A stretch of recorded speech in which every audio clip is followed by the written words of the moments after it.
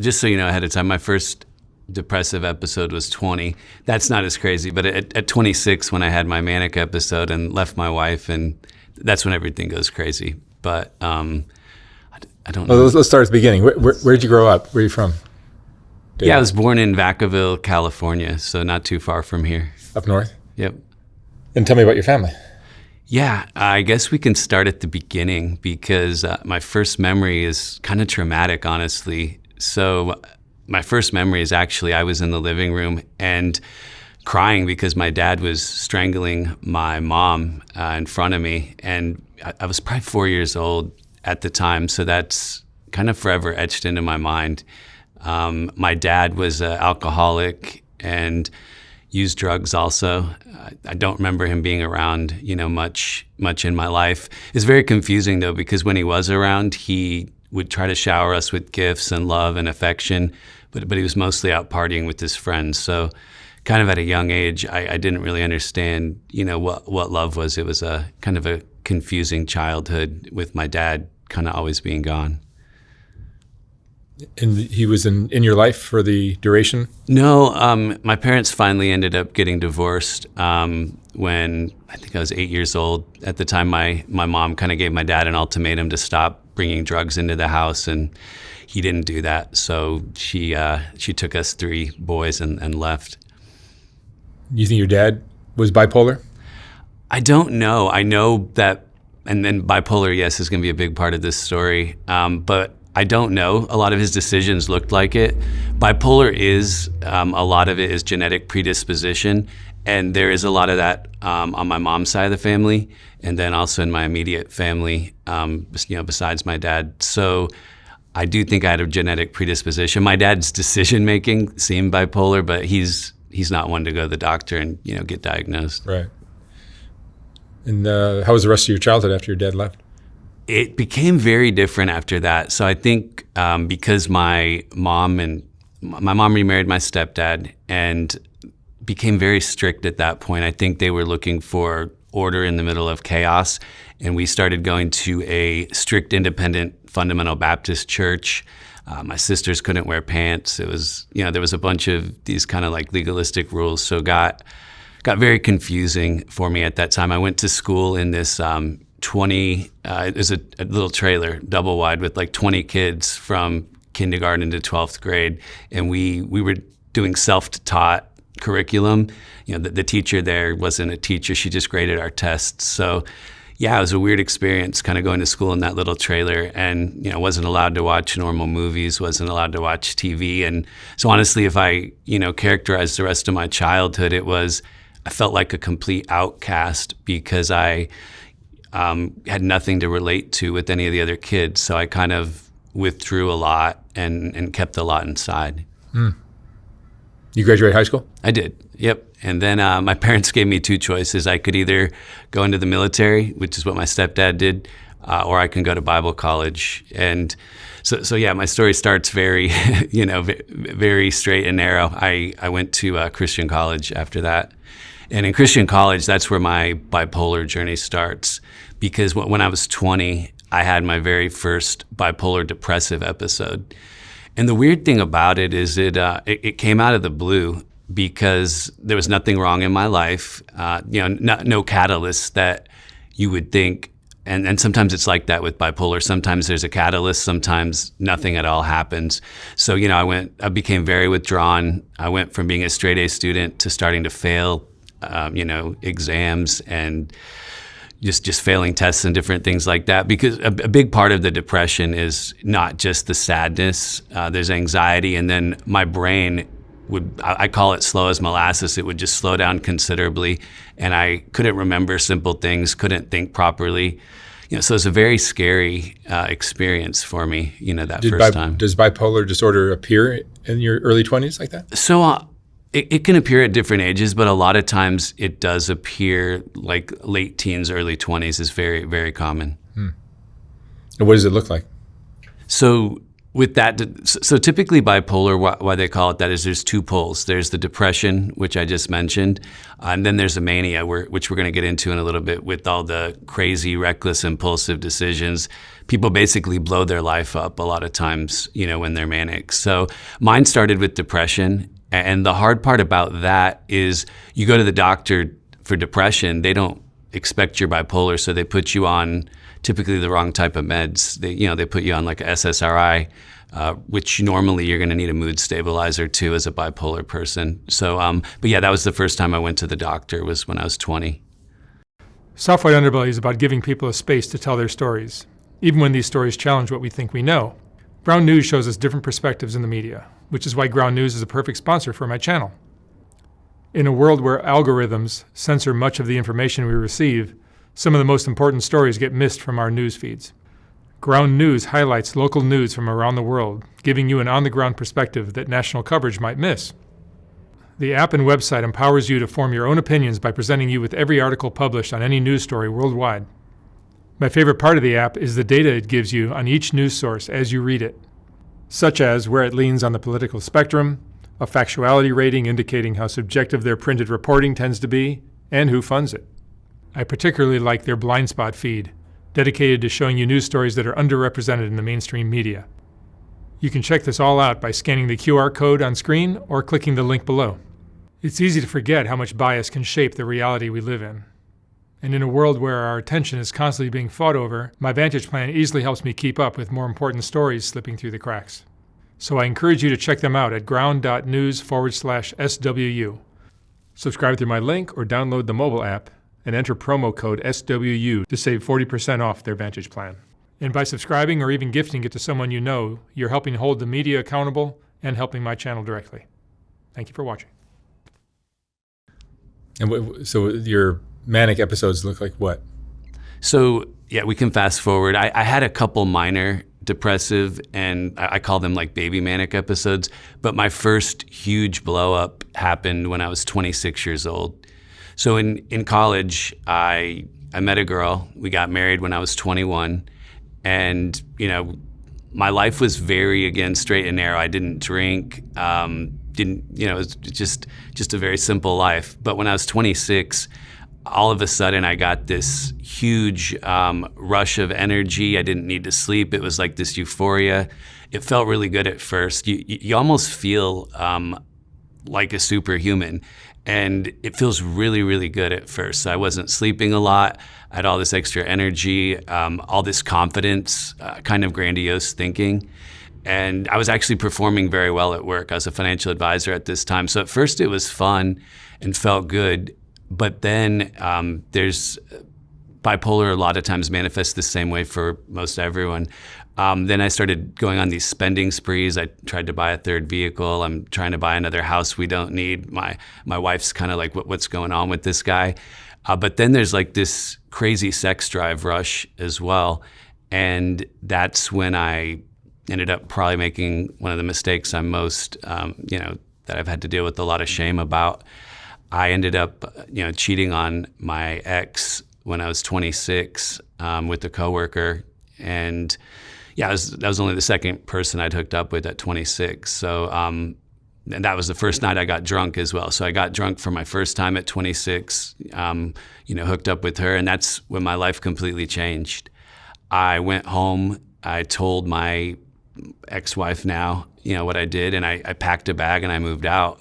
And it's crazy, at the time I didn't really feel remorse. I felt a ton later, but in my mania, I didn't feel all that. I just, had this hedonistic mindset that I just wanted to change my life and start partying. How long does it last?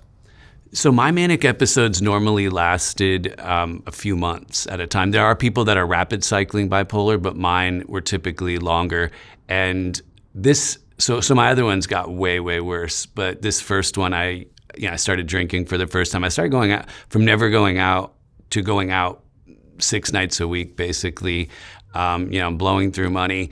And just to kind of give you an example of one of the first impulsive, dumb decisions I made, I'm trying to get divorced, but I'm not even close to doing that. But then I meet a au pair or foreign nanny and fell in love with her super fast. That's a big hallmark of the mania, is you can fall in love very quickly. You kind of have these like rose-colored glasses on. And she was going to have to go back to Mexico. So she told me, if we don't get married, I have to go back to Mexico. So I'm still married. She doesn't know that. But I tell her, okay, let's get married. I jump on a plane to Mexico, meet her mom, her whole family, ask permission to marry her. And yeah, we're ring shopping while I'm still married. You're still married? Yeah, well, I'm still married. That's a great example of, bipolar decision making. So I was going to try to go through with that, but right about that time, I got hit with another major depressive episode. So you're flipping back and forth with the bipolar, and that was one of the worst depressive episodes I've ever been through, because that's the first time I really, really wanted to end my life. And it got really bad. I lived next to work, and on lunch break, I would drive home and, stand in the garage and, try to get up the courage to flood it with carbon monoxide. I had sleeping pills that I'd, pour into my hand and try to get up the courage to take. And it wasn't because I wanted to die. It was because I wanted to get rid of the pain from the depression, the anxiety.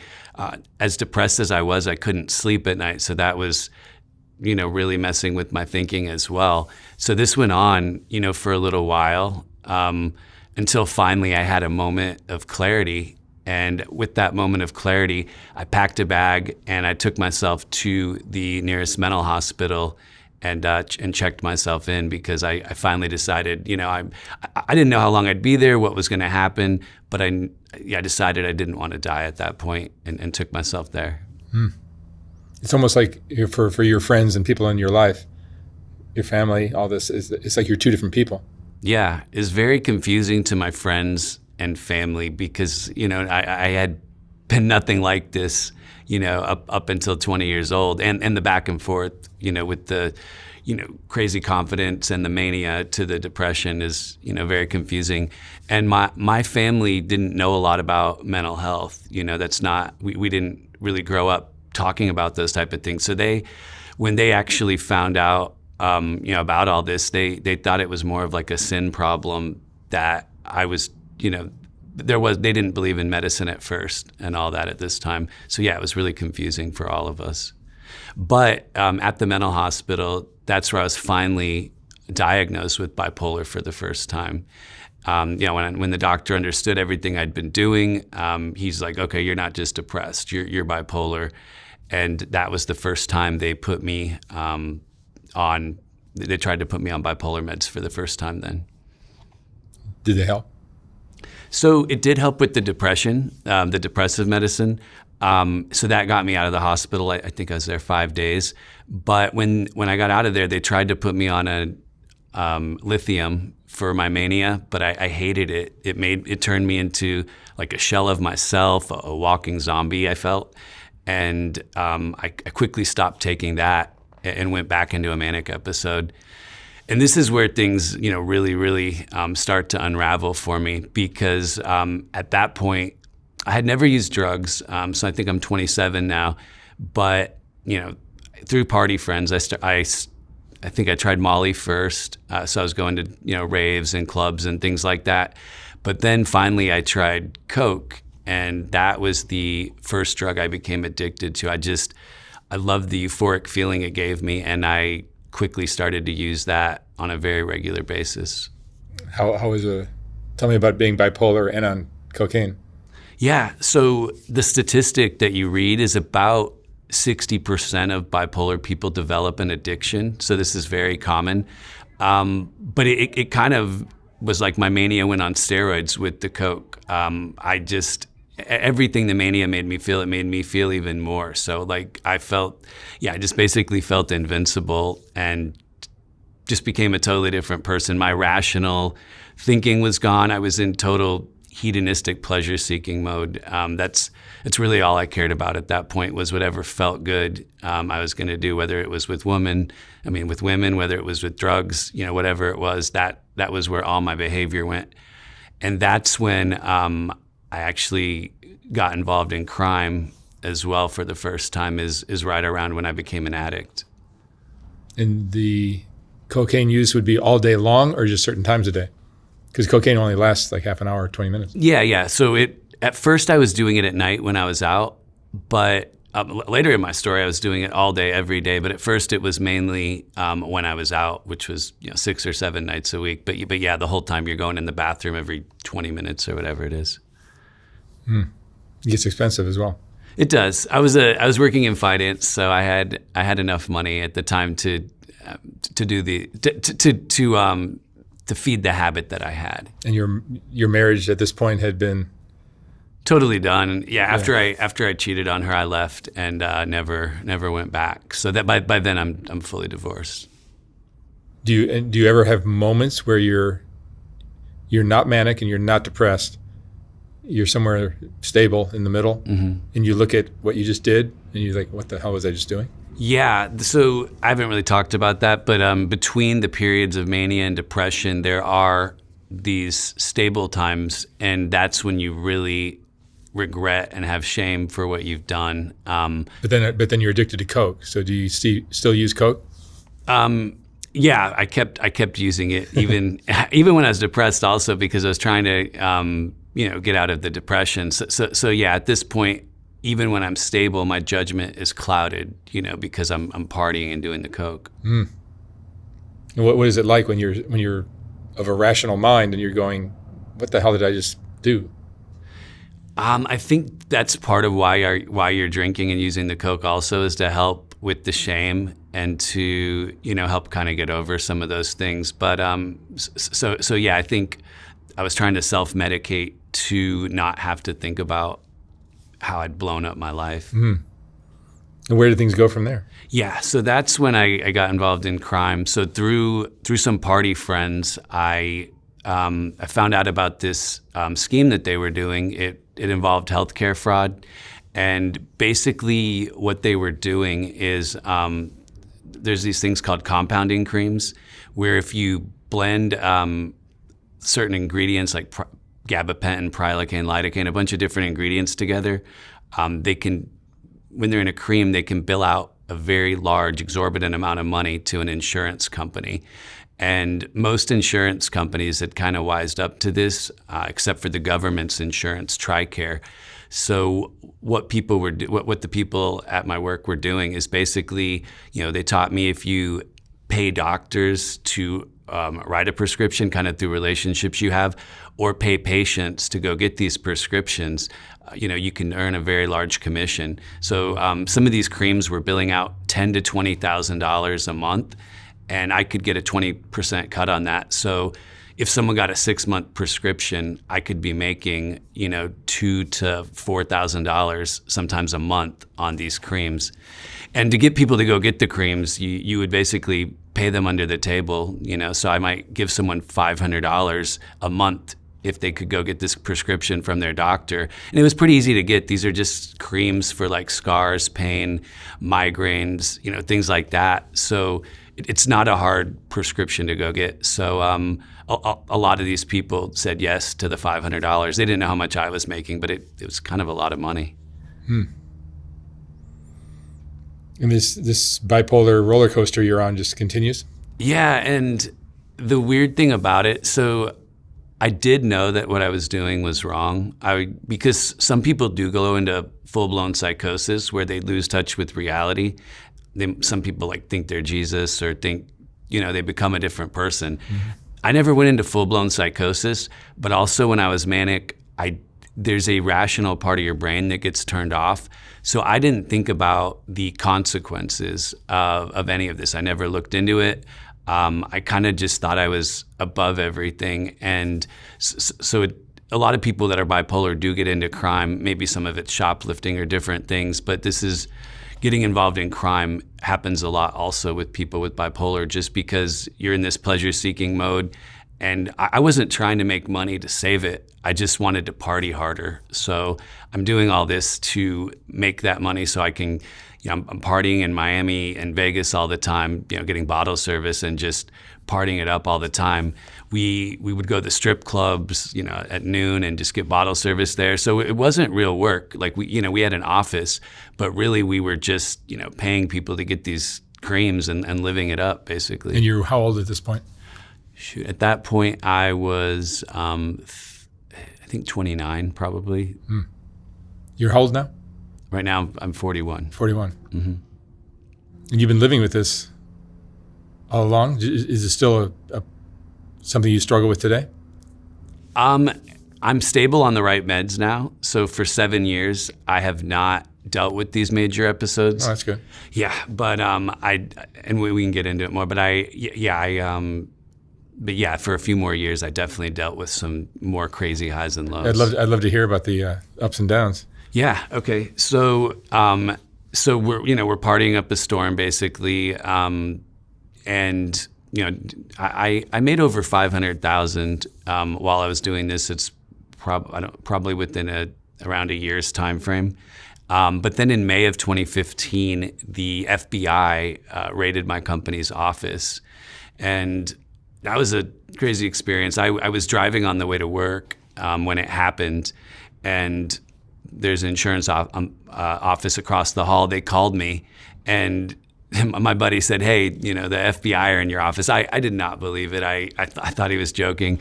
So he had to say it several more times, but I was like, shit, okay, the FBI are really in my office. He said they were like looking through ceiling tiles, confiscating computers, all this. So I spun around, drove home, did some more coke basically because I was freaking out. And then I'm like, I got to destroy the evidence. So I grab all these boxes and just start driving around to dumpsters and ripping paper up and throwing it away. And then I just went back to my condo to await my fate. And my buddy came over afterwards. My best friend and I were both involved in this. And he told me that we had to go get a lawyer basically. And that's when we got a lawyer, and I found out, I was shocked because like I said, I never looked into what we were doing and the consequences, but I found out I was facing up to 7 years in prison for what we'd done. And that's based on not how much money I made, it's based on the loss amount. So the government was saying that I cost them $3.7 million. So based on that loss amount, the guidelines were up to 7 years in prison. So as you can probably guess, I went from a manic episode into a deep depression. So like I said, sometimes with the depression, it came out of nowhere, but this one obviously came from I'm facing 7 years in prison. So yeah, I fell into a major depression after that. What happened legally? Yeah, so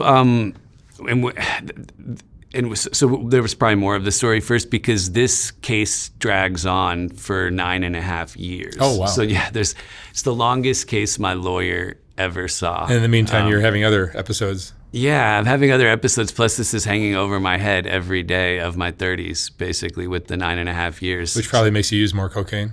Yeah. What happened next in a nutshell is my buddy and I decided to go to Vegas. I wanted to try to kick my depressive episode.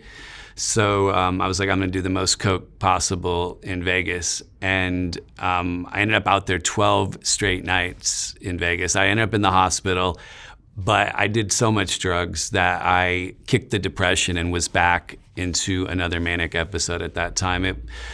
I should never have been out there 12 nights, but I don't know, like once I was back in the manic party phase, I wasn't thinking about, like my lawyer had said, slow down, don't do any more crime, don't get in any more trouble. And here I'm in Vegas, doing blow. I almost got arrested in in Club Excess because I was blowing lines off my table. The bouncer was taking me out, but I ended up paying him $500 from the ATM to not get me arrested. So I'm doing all this stuff that a normal person wouldn't be doing if they're facing 7 years, And that's what's so hard about bipolar is I have to take responsibility for the crime and for everything I did, but I don't know what I would have done and what I wouldn't have done if I wasn't bipolar. And that's what a lot of us struggle with is I don't always know what's me and what's the disease. But at the same time, I'm going to take responsibility for my actions. But from how I lived till 26 until here, it's just such a completely different person. So no one understood, why this was going on. But yeah, after Vegas, it gets even worse because I end up moving to Austin with one of my best friends. And that's when I decided, I still had all my money. I hadn't been charged yet. So the FBI raided my office in May of 15, but I wasn't charged for 4.5 years. So I still had all my money, and I end up buying an after-hours nightclub. Yeah, I was like, what do I like to do? Party. All right, I'm gonna party even harder. So again, not listening to my lawyer. So I opened this after-hours nightclub with another guy, and then I start descending even lower and lower. I was at the strip club and I met a dancer there. Again, fell in love immediately, which happened a lot with my mania. And I don't know, it was like love at first sight. I tried to buy her a drink. She pointed down to her ankle monitor, and for some reason that was attractive to me at that time. She very quickly moved in with me, and we were in love, or basically. Then after that, I met a dealer named Ciroc Poppy. He became my best friend, and I moved him into my spare bedroom to get a discount on coke. So now it's me, the dancer, Ciroc Poppy, my dealer, and I'm just letting more and more random people just crash at my house. There's like a bouncer sleeping on my couch. There's these 2 kids that hit a lick that we were trying to protect. So we have, I think I'm doing good things in my twisted mind. Like I have these kids, we call it the Ciroc boys, that look up to us basically, that are living with me. And all I'm doing is partying now, between the club. Instead of trying to make money, I'm always in the biggest section in the back, partying up a storm with all my new friends. And, I wasn't even looking at my bank account. All I wanted to do was party. And obviously when you're drug dealers living in your spare bedroom, you have very easy access to coke. So he lived with me for about 2 months, and I was buying about an 8-ball a day at that point. I was obviously sharing it with other people too, but that was the worst of my coke habit at that point. Looking back at it, do you look at it with what kind of feelings do you have for those days, those experiences? I just look back and shake my head because sounds I'm so different kind of fun. now. I'm so different now than I was. It feels like a different person. It's even when I tell my new friends, that I've made over the last few years, the non-party friends, they're like, no way. And I have to show them pictures, and they're like, okay. The pictures must be great. Yeah, I've got some crazy pictures. Was it more the coke, or was it more the bipolar, or just half and half? It was both, I think, because I think either one would have made me crazy, but the two together, just made me out of control, basically, with my spending, with my spending sprees. So yeah, I'll have this whole crazy crew, that's living with me now. I have the nightclub. So at the time, I thought I was living the dream. It was like my own personal little Disneyland, with the club, and So now I look back and I'm like, what the hell was I doing? But back then I thought I was, living the dream, basically. And it escalated from there? Well, it kind of blew up. At this point, it kind of just all blew up in my face. So May of 2015 is when the FBI raided my office. About a year later is when everything just completely fell apart. So my dealer and I, Ciroc Poppy, and I had a falling out. He ended up sucker punching me because I thought he.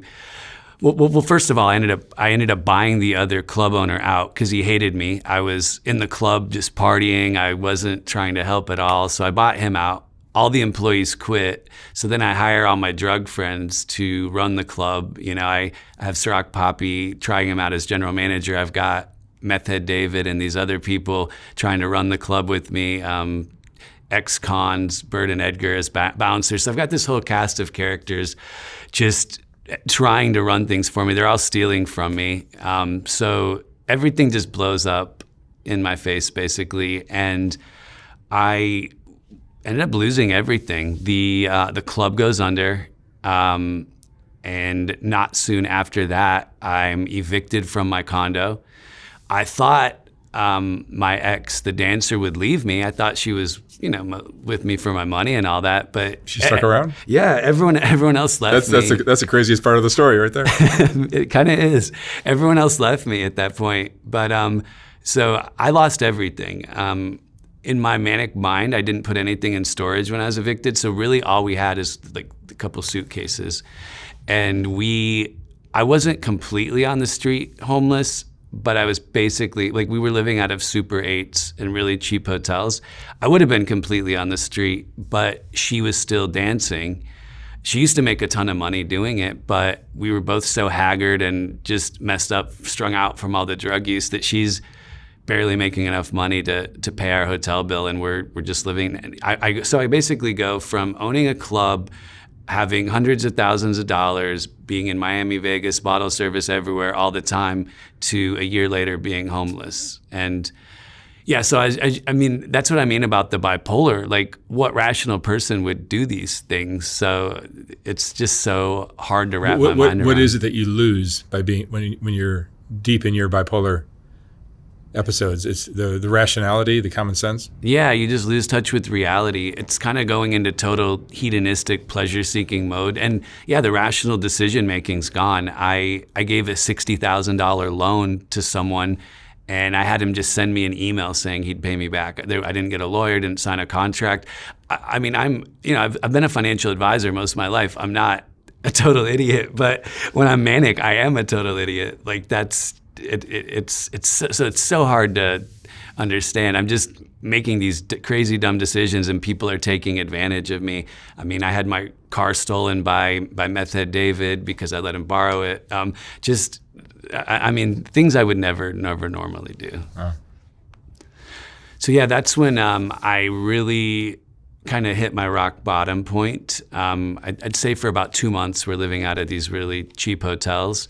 Finally, we get enough money to get us this tiny studio apartment, no furniture, just an air mattress, and basically peanut butter and jelly, ramen, lunch meat. That's all we had. So I'm starting completely over, at that point. The good thing about all that, though, is I can't really afford Coke anymore. So I'm buying like little $10 dime bags, basically, but I'm somewhat kicking to habit because I can't buy 8-balls anymore. So like I'm at least slowly weaning off of that. But after we move into the apartment, a little after that, I bombed about 20 job interviews. When I'm depressed, I can't think straight. Any out of the box question, I can't answer at an interview. So I bombed over 20 job interviews. But so finally at my wit's end, I went to my psychiatrist that I still have today. And I guess, so this is now probably 12 or 13 years after my initial episode, I was finally able to get stabilized on the right meds. And after about a month on the meds, I felt like a totally different person. Were you able to look at your behavior with a clear head? I was at that point, yeah. I just couldn't believe how much I'd blown up my life, because not only had lost all my money, I also have this prison sentence hanging over my head. I mean, it's the worst possible decisions you could have made, and then you come out of it. It's hard not to be depressed when when you have all that going on. Your family must have been going through it. My family was definitely going through it. I was kind of on the outs with them. They knew if they gave me money before all this, I would have used it on drugs. Mm-hmm. There were a couple times, though, that they helped me, but they paid directly. Let's just say they helped with rent at that apartment. They paid directly. They weren't going to give me any money. My family always has loved me. I know my childhood was a bit strict and weird, but they love me. I know they love me, and they wanted, my mom and stepdad, I know they wanted what was best for me. But yeah, they didn't know how to help me, really. And the drugs are helping. Yeah, the meds are helping, and I was able to so I didn't end up having to go to rehab. I think most people end up needing to, do some sort of treatment plan, but I was able to kick the coke after getting on the right meds for a little while. And I think that's because a lot of my addiction stemmed from the bipolar, like they went hand in hand. Sure. So and I thought I was an alcoholic also, but when I was able to get on the meds, like I was still drinking occasionally, but I wasn't just getting trashed every night, obliterated anymore. So the meds kind of helped with the addiction also for me. And there was a doctor that helped you? Yeah, Dr. Dale. I still have him today. He's a great doctor. He's one of the first doctors I had that I felt really, really cared and would talk to me for an hour. Like most doctors are in and out. Just here's this med, at least in my experience. But this doctor really seemed to care, and I'm so happy he helped me find the right meds. That's wonderful. Because if you hadn't hooked up with that doctor, where would you be today? Who knows? I easily could be dead, in jail, prison. Yeah, I mean, I would have had more episodes, and with my manic episodes getting worse and worse, probably dead or in prison. Yeah, it's very clear after doing these interviews, seeing that the tight connection between mental illness and drug addiction. Yes. They're connected at the hip. They are. Yeah, so I felt so happy to finally be stable. And from there, I was finally, once I was stable, I'm intelligent enough again to get a job, and so I got a job and kind of clawed my way back from nothing to, I got another job in finance, and I'm working that job while waiting. Basically, in 2019, I was charged finally for the crime. I ended up pleading guilty pretty quickly. You go to a proffer hearing, and they show you this mountain of evidence against you. Oh, these people are willing to testify. So they said if I pled guilty, I would face a lower sentencing.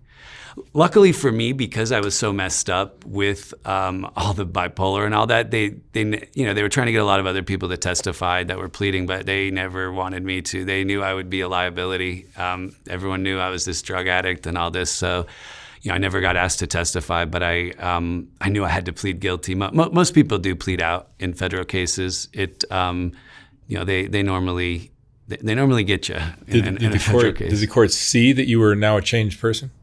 I was trying to represent that, but I hadn't gone to like my sentencing yet. So during this time, I'm trying to get everything straight. Like my lawyer could see it, so he's like, we gotta show them the extent of your bipolar and all of that. So I finally had my first sentencing hearing. I think it was in 2022. And so this is now like 7 years after the fact. And during the sentencing, they recommended 2.5 years for me instead of the 7. Still a lot for someone that's never gone. And I think I was about to get that, but they let you give a speech right before, right beforehand. And during my speech, I started talking about everything, including my bipolar. And I could tell the judge I could tell by her face she didn't know about all this. And I found out later, I guess my probation officer had written up a short little paragraph about it. But during my sentencing, she let me bring up all these mountains of paperwork about the mental hospital, all this stuff that happened beforehand, all my doctor's letters.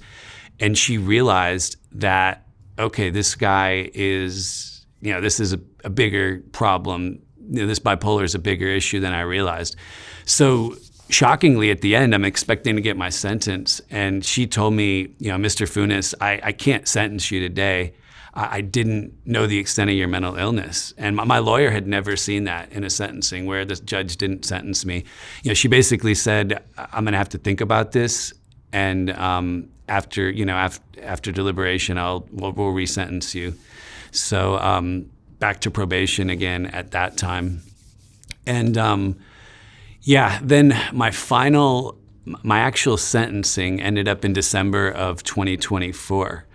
Before that, though, my finance job, I should have told them, I feel bad about this now, I should have told them about, because the felony hit my record before this.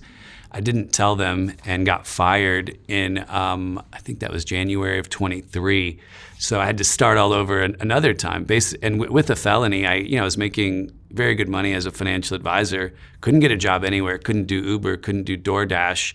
I ended up having to be a delivery driver, making a little more than minimum wage, basically. So had to start my life over a second time, after clawing back and doing all that. Starting my life over a second time with the sentencing still hanging over my head. But at this point, this is where I realized my purpose in life. And I finally realized that I had this story and I had these things in my life that I'd been through, and I wanted to help other people with those. So honestly, that's what got me through this really hard time.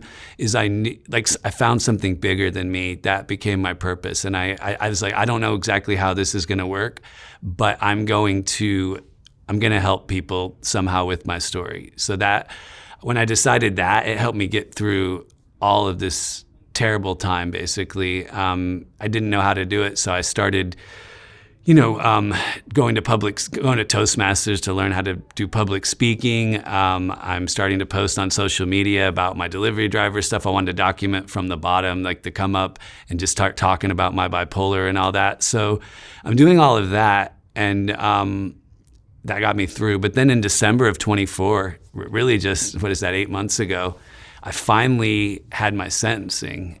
And that was 9.5 years after the crime. So my whole 30s were kind of marred by all of this. So you were following the whole journey of this on your Instagram?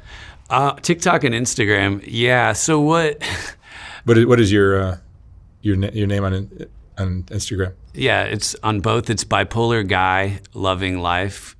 And at first I was really just trying to help people with stuff. But my friends kept telling me, other people will identify with your story. You need to start telling these stories.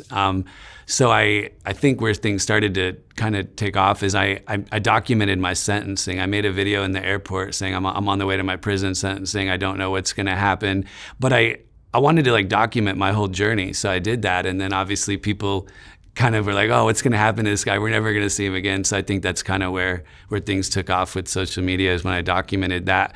I didn't know whether I was going to go to prison or not, but I just wanted to be real about my life. I feel on social media, most people are just putting out this curated version of themselves. My account's very different. I want to talk about the nitty gritty, the hard stuff, because I think that's what really helps people more than anything. Yeah, if you presented this fantasy life, yeah, that's not helping anybody. No, my life is not a fantasy at all. No, but a lot of people's lives are not fantasies, but they're presented that way. Yeah, you'd be surprised. I mean, most everyone's showing their highlight reel on social media, but so I decided to do it differently. And so many people have told me they feel less alone and seen and heard and understood, because there's not a lot of bipolar content created. I mean, and I create stuff about bipolar, addiction, crime. So I'm trying to help people in all the things I've struggled with. But yeah, going back to the sentencing, in December of 2024, I finally had my sentencing hearing. It was a whirlwind of a case, which worked out in my favor. Why it went 9.5 years is there was mistrials. The prosecution had witness issues. So they wanted to sentence all of us 13 that were at the top together, but all this stuff kept unraveling. So a couple people got off that were at the top. And because of all of that, the prosecution at this sentencing ended up recommending a time served sentence for me, which I was so excited about, because I was facing 7, then 2.5, then time served. And my lawyer argued, very well that, yes, I didn't go to prison, but I was in mental prison for 9.5 years with the longest case he's ever been a part of. So with that, I think that that plus the bipolar situation really helped me. And honestly, most of the people in the case got off. Only 2 people ended up doing any time, and they had priors. They had other felonies, but I think one got 4 months and one got a year, and they were facing over 10 years. So this whole case kind of fell apart, and it worked out pretty well for all of us. I still have the felonies, so that's tough. But I mean, thankfully, I didn't have to go to prison. You didn't do any time. I did not do any time. That's incredible. Yeah, I would have if it was a shorter case, and if I wouldn't have without the bipolar, for sure. But it was a blessing. Yeah. And the judge could, I mean, they could tell I've changed a lot. So, my lawyer argued I didn't need time. I've been through the time mentally. This guy's out there trying to help people. That was with his probably life. the key, that the judge could see that you were changed. She could, yes. What was your darkest point? What was your lowest point? In all of this? Mm-hmm. My lowest point was when I was suicidal and checked myself into the mental hospital. That was my first lowest point, because that was the only time I really came that close to ending my life.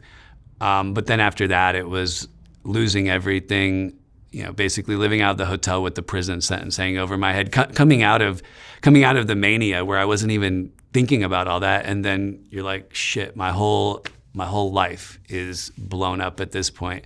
I've got the prison sentence problem, and I'm basically homeless. It was a lot of mental anguish, I guess. Which, again, I know I'm responsible for what I've done, and I know when I post and tell my story, I know some people think I should have went to prison, and I don't know. That's a hard question to answer. I don't know what should have happened. I know it did happen, and I know I've changed my life. So I'm super grateful. I can't really answer that though. Are there other members of your family that struggle with bipolar? Yeah. I'll just say one of my siblings is also bipolar, but his is very different than mine. He's bipolar 2, which bipolar 2, you have hypomania, which is not the crazy all-out mania that I had. His is more depression-based. And then there's other relatives on my mom's side that are also bipolar. You had the fun version of bipolar. Fun until it's not. The stories are wild, and I guess they entertain people. But what I always tell people is the lows were much worse than the highs, and they last way longer. I mean, that was a 2-year depressive period from when I lost everything, and it's probably 2 years. It was awful, just the worst experience. So, the stories might sound wild, but the only reason I'm happy I went through all this is because I have a purpose to help other people. If not, I would have traded my life for a normal, right. Whatever a normal life is, I would trade my life for that. So, talking off camera, you were saying you describe yourself as an introvert. I'm an introvert. So doing all of these things, posting on social media, doing podcasts, speaking, at first I did not, want any part in it, but, I knew I had to if I was going to help people. Yeah, but those episodes where you're manic and you're doing cocaine and everyone, my best friend thought I was the most extroverted person he'd ever met in his life. So come to find out when I'm stable again and we're hanging out now, he's like, dude, I can't believe you're an introvert. You were literally the most extroverted, craziest dude I've ever hung out with in my life. But he didn't realize it's the mania and the drugs. That was not the normal me at all. What are your biggest regrets in all of this? My biggest regret is cheating on my ex-wife. Just awful. She didn't deserve that. That's where I've carried the most shame. I've hurt other people as well, but that's the one I've carried the most. I've tried to apologize and make amends where I can. I've actually mended a lot of my friendships. With her, I couldn't mend that, but I did write her a very long letter. My mom and stepsister told me I should, trying to apologize as best I can, as well as lay out the whole bipolar stuff. And she told them she appreciated that. She just couldn't understand what had happened with my behavior. So hopefully that gave her some closure. Takes a lot to forgive and forget that kind of behavior. Yeah, and I don't deserve to be forgiven. That it was awful what I did. So I don't expect her to forgive me. I just hope that she can have a good life. That's the most I can hope, is that she can be happy. Mm-hmm. And so today you're back working again? Yeah. So where I'm at today, I've kind of went all in on my purpose. So I wrote a book called Manic in Miami. It's all about my bipolar journey. Obviously, there's way more stories I couldn't get into today. So I put that out to try to help people. I've been doing coaching and then some speaking. So I took a break when my book came out to promote it, but now I am going to go back to do. I finally got a sales job. It took me forever to, get a sales job with the record, but I am able to do that. So I'm doing that, and then just really trying to help people. It's moving towards full time, but I'm not quite there financially to do it full time yet. But that's the dream and the goal is to really just spend the rest of my life helping others in any way I can, whether it's through my book, my social media, coaching, speaking, and any way I can. That is my driving mission in life now. What would you say is the most important lesson you've learned in all of this? The most important lesson I've learned, I would say, because a lot of people, when they see me and what I look like, they are shocked with some of the things I've done. So I think a lot of it is you never know what someone's going through. People can look any type of way and be really, really struggling. So, and just like I said with the social media thing, so many people are fronting on the outside. I just know that so many people are hurting on the inside. And so that's the biggest lesson I've learned. And then really just being a mental health advocate, I didn't realize how much talking about the bipolar especially would help other people with bipolar. And it's pretty common, isn't it? Bipolar, I think about 2% of our population is what statistics, like 2 to 4% is what the stats are. Is it split male or female, or? From what I understand, it's pretty even, yeah. But I think there's a lot less men that talk about it. And honestly, I understand why. The stigma is not as bad as maybe obviously it was before, but the problem with it is a lot of these people that are bipolar are in good jobs. If they talk about it vocally like I am, they may lose their job. So there's a lot kind of holding people back from talking about these things. Most people, I feel like, either can't or they're just too scared to. It took me forever. It took me years to be able to open up about all this because I was scared of how much I'd be judged. Like, are people going to want to date me? What are people going to think? But I finally realized I can only be of help and impact if I'm super open about all this. So at this point, I don't really care what people think. As long as I'm telling my truth and I'm doing this with the right intention, I have to. And most everything I get back is positive, but there's definitely some haters, and that's just a part of helping people and sharing your story. Not everyone's going to agree with it. Fascinating story. Thanks. It's one of the first bipolar stories I think I've done on my channel. David, thank you so much for sharing it. My pleasure. Thanks for having me. I wish you tons of luck from here on out. Thank you, Mark. Thank you.